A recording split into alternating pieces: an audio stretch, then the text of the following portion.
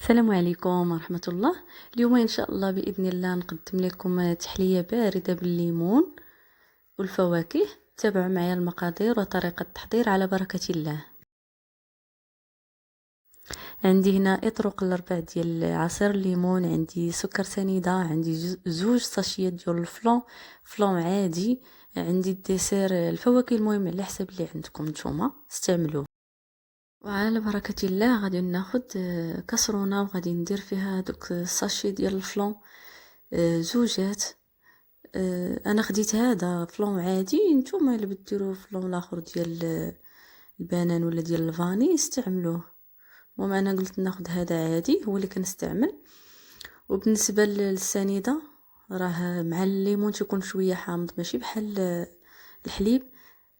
كديروا المهم القياس اللي بغيتو نتومايا. انا درت 4 ديال المعالق كبار عامرين مزيان حتى ل5 كاع. صافي كنخوي داك اطرق الاربع ديال الليمون اللي استعملنا، وغادي نديرو فوق النار مهيله مع التحريك حتى يوصل الغليان.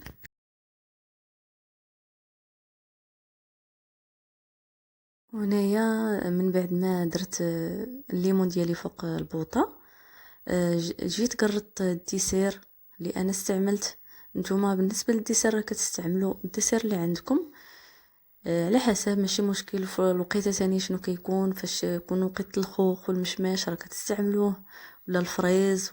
المهم كتخلطوا من جوج انواع ديال الديسير الفوق، ماشي كديروا غير حاجه وحده. صافي انا خديت هاد 6 زليف درت فيهم الديسير. وهنايا الليمون ديالي ها هو بدا كيغلى.